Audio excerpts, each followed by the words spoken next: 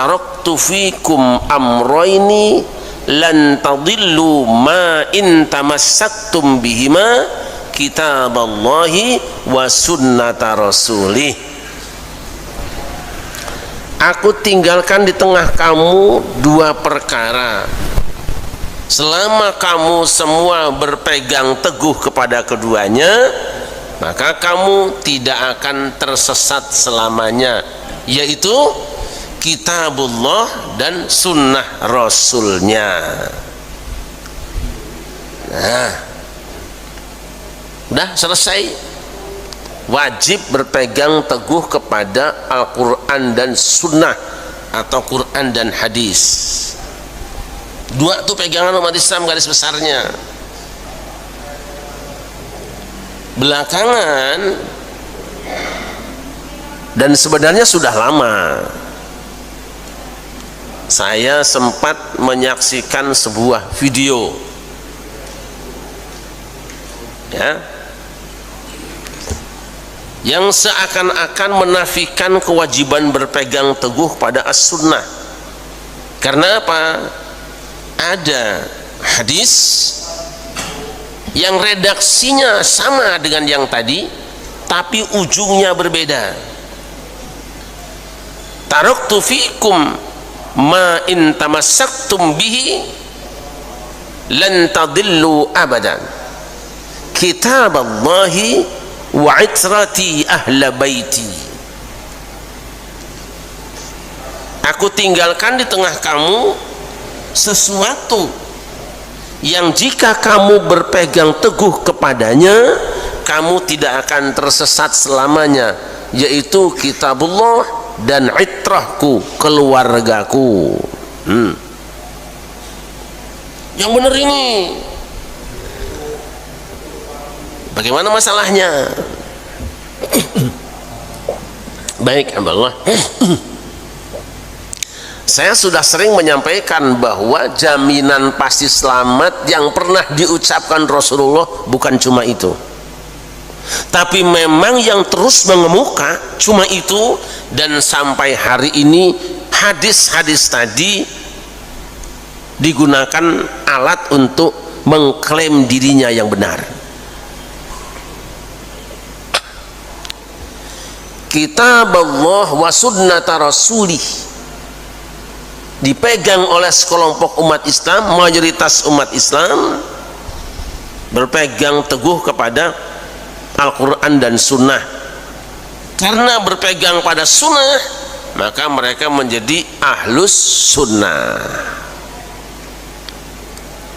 Nah, yang wa'itrati ahla baiti itu mengikuti Quran dan ahlul bait, makanya dikenal madhabnya madhab ahlul bait. Madhab ahlul bait itu adalah Syiah. Nah, gimana nih sebenarnya dua-duanya sabda Nabi? Ini dua kelompok ini tarung terus.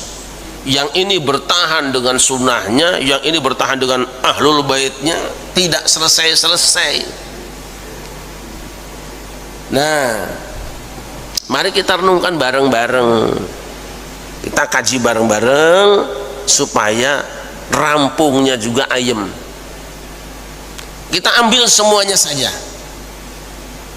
Al-Quran, sunnah, dan ahlul bait. Hadis-hadis ini sebenarnya tidak perlu dipertentangkan, tapi dipastikan. Apa maksudnya? Satu, ternyata saudara-saudara kita Syiah yang mengatakan berpegang teguh kepada ahlul bait juga bukan berarti tidak mewajibkan berpegang pada as-sunnah. Kalau ada yang mengatakan cukup ahlul bait tidak harus sunnah, nah dia menyalahi kitabnya sendiri. Nah, ini kitabnya nih. Nantilah dulu ya, dulu. Saya tidak akan bahas perbedaan keduanya, nanti panjang sekali. Jadi kesimpulannya bahasan kita adalah tiga: Quran, sunnah, dan ahlul bait. Saya termasuk yang tidak mau repot. Enaknya begini, benar kita wajib berpegang teguh pada Quran, benar. Benar kita wajib berpegang teguh pada as-sunnah, benar. Benar kita wajib berpegang teguh pada ahlul bait, ya. Tentu harus ada kepastiannya. Mengapa? Dulu Al-Quran pernah ramai, banyak orang yang melaporkan ini ayat Quran, ini ayat Quran, ini ayat Quran. Tapi para ulama punya rumusan. Kapan sebuah bacaan itu dianggap sah sebagai Al-Quran? Itu diuji dengan 3 persyaratan. 1, riwayatnya sampai kepada kita secara mutawatir, informasinya itu mutawatir. Yang kedua, sesuai dengan salah satu wajah di dalam ilmu nahwu, dalam bahasa Arab, sesuai dengan kaidah bahasa Arab. Dan yang ketiga, sesuai dengan Rosam Utsmani. Ini nanti kita punya bahasan tersendiri tentang ini. 3 ini begitu dilaporkan, ada tulisan bahwa ini ayat Al-Quran, ada bacaan bahwa ini adalah Al-Quran, diuji oleh para ulama. Di Quran itu banyak dulu itu. Kesimpulannya apa? Dengan persyaratan yang dibuat para ulama tadi, akhirnya disimpulkan oleh Ibnu Mujahid bahwa qiraat yang dianggap sah adalah qiraat jumlahnya ada 7, yang kita sebut dengan qiraat sab'ah. Bacaan yang lain stop. Walaupun itu teks ayatnya ada di dalam Sahih Al-Bukhari, tetapi karena ada persyaratan lain yang tidak masuk, yang bacanya cuma 2-3 orang, tidak mutawatir, atau tidak sesuai dengan bahasa Arab, atau tulisannya tidak sama dengan standar Rosam Utsmani, maka ditolak kequranannya. 7 qiraat dengan masing-masing 2 riwayatnya. Berkembang kemudian pada zamannya Ibnu Jazari, bukan 7 lagi. Setelah dikaji ulang seluruh dunia, riwayat-riwayat orang yang baca Quran di mana-mana, yang bisa dibenarkan ada 10 qiraat, al-qiraatul ashr. Dah selesai. Jadilah diantaranya Al-Quran ini, dulu Al-Quran bukan cuma segitu, beredar banyak bacaan, walaupun sahih tapi ahad, tidak mencapai mutawatir, ditolak. Nah diantaranya bahasannya ini, Asy-Syabahah fil Qiraat. Ini membahas bacaan-bacaan yang tidak diterima Quran, padahal juga ada di kitab hadis sahih. Nah kita boleh baca surat Asy-Syamsiyah, surat Al-Lail,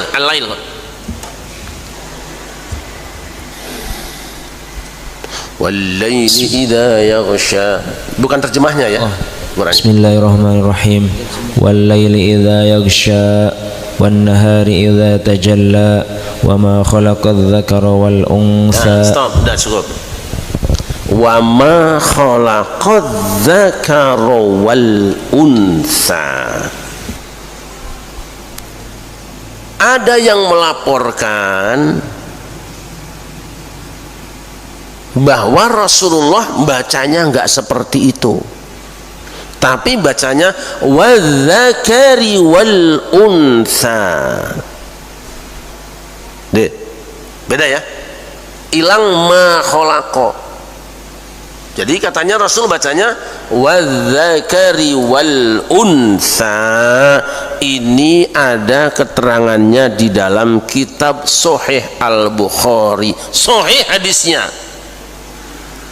tapi tidak bisa naik menjadi Al-Quran yang dibaca dan masuk dalam mushaf. Karena apa? Tidak memenuhi syarat yang 3.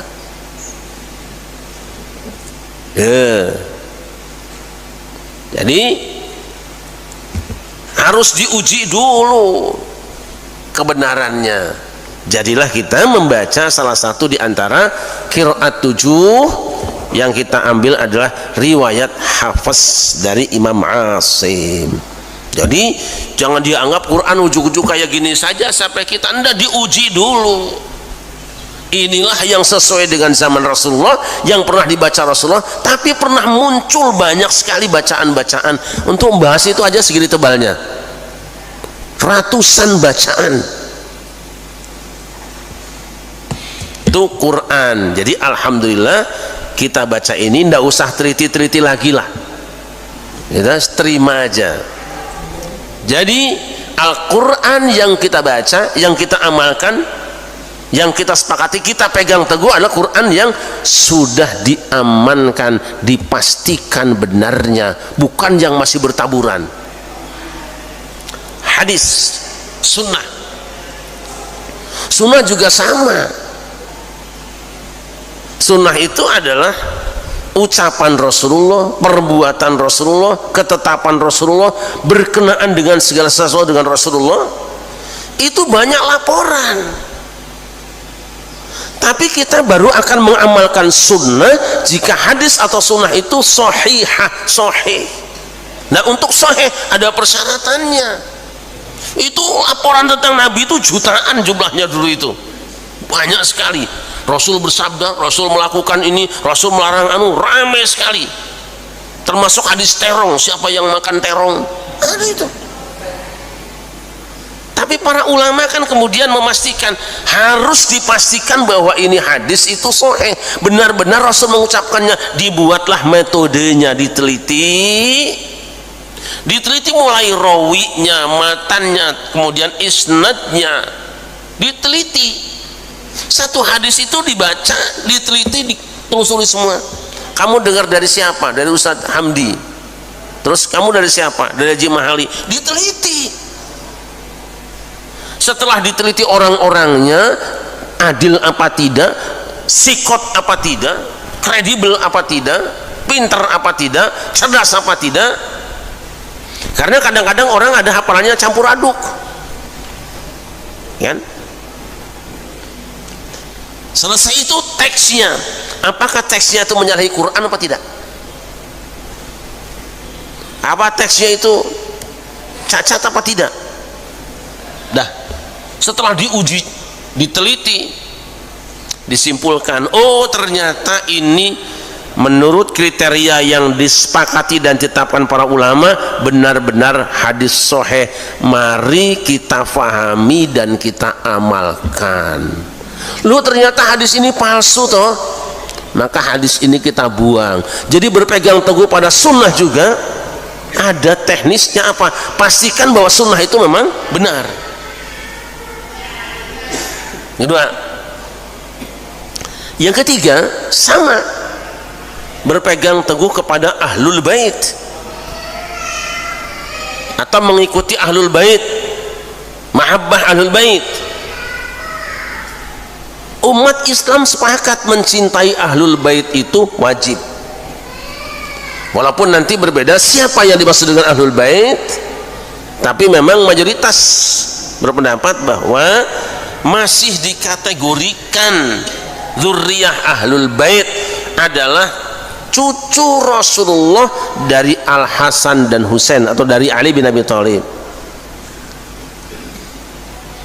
Tapi apakah setiap orang yang melaporkan bahwa ini cucu Rasulullah itu diterima? Tidak, harus diteliti dulu. Ya kayak hadis tadi itu, teliti dulu. Karena apa? Lalu kalau semua orang ngaku diterima, ya rusak. Asal hidungnya mancung, badannya jangkung, gitu kan. Ada, lalu ngaku cucu Rasul, cintai saya wajib. Diteliti. Ya, sejarah mencatat banyak orang yang menisbatkan kepada Rasulullah tapi bukan. Ya memang karena kita selama ini tertidur pulas, jadi nak bobokan, dan pikiran kita itu kalau cucu Rasul itu mesti pakai udeng-udeng, itu cukup cirinya. Tidak ingat bahwa di Timur Tengah itu udeng-udeng itu bukan spesial cucu Rasul, gitu. Lalu ketika ada orang yang mencoba menganalisa nasab silsilah seseorang, itu kita nolaknya pakai udeng-udeng. Dia kan pakai udeng-udeng, dia ngajinya selawatnya bagus. Bukan itu masalahnya. Benar kata orang, supaya kita tidak salah mencintai, Rasul perintahkan mencintai Ahlul Bait. Kita punya cinta akan kita tumpahkan ke dia, tapi pastikan bahwa pengakuannya benar, gitu loh.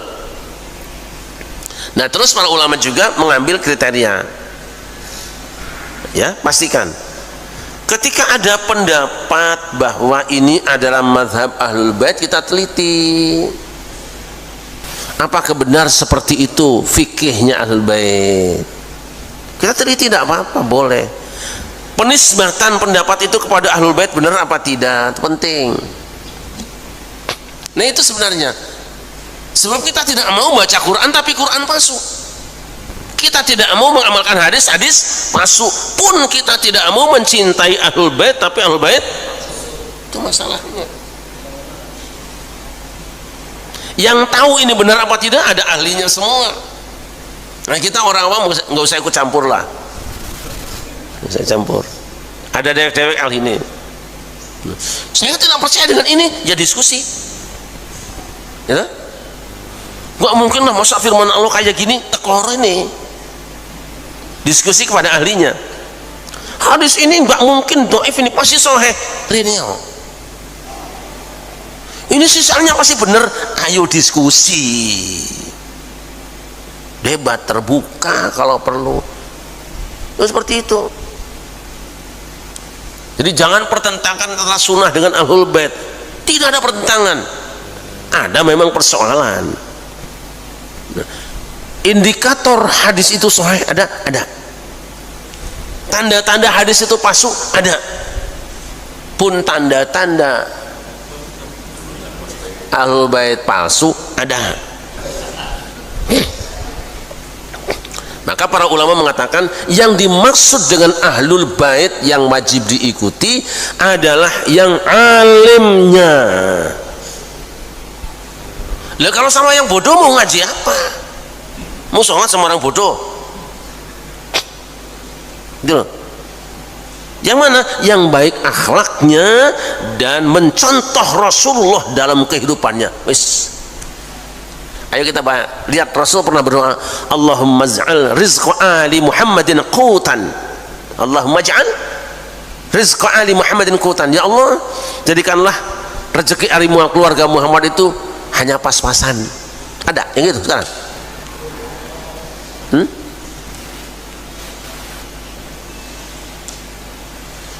Keluarga Muhammad itu dalam doa Nabi ini doakan, ya Allah, aku mohon rezeki keluargaku itu pas-pasan saja, qutan kafafan. Kira-kira doa Rasul dijabah nggak? Jadi kalau ada yang mewah-mewah itu pas nggak dengan doa tadi? Dua, inna la tahillu lana sadaqah. Kami Ahlul Bait, sedekah itu tidak halal buat kami. Tidak boleh. Zakat tidak boleh, sedekah tidak boleh. Jadi kalau ada orang minta sedekah itu pas nggak? Ngaku cucu Nabi. Ayo. Bagaimana pula kalau orang ngambil kotak amal? Saya kemarin dapat laporan dari seseorang, nanti aja kita angkat, videonya ada, bahwa seseorang itu jadi kaya raya gara-gara kotak amal di kuburan, miliaran. Anehnya ngaku cucu Rasul, menzinahi anak orang, ngaku cucu Rasul. Saya tidak nyebut siapa-siapa, hanya modal udeng-udeng. Rasul itu tidak pernah bohong, tidak pernah bohong. Dan Rasul berbicara, Ahlul Baitin Nabi itu lurus, bersih. Karena kalau mau berbicara, mau berbuat, mau bertindak itu mikir malu. Jangan sampai Rasul dipermalukan. Ya itu aja dulu ya. Jadi jangan pertentangkan. Ojo dibandingke, ojo tandingke. Ya. Jadi saya ulangi. Kami akan mengamalkan Al-Quran, berpegang teguh pada Al-Quran, tapi bukan Quran yang palsu. Kami akan berpegang teguh pada hadis, bukan hadis yang palsu. Pun kami akan mencintai dan mengikuti Ahlul Bait, bukan Ahlul Bait yang selesai. Mari kita buktikan bareng-bareng. Alhamdulillah Quran sudah selesai, udah nggak usah lagi kerja kita. Hadis sebagian selesai, ada Sahih Bukhari dan sebagainya, walaupun masih terus ada takhris sampai hari ini, masih ada penelitian. Nah untuk yang ketiga Ahlul Bait, kita akan patuh, kita akan amalkan, kita akan cintai asal sudah diuji.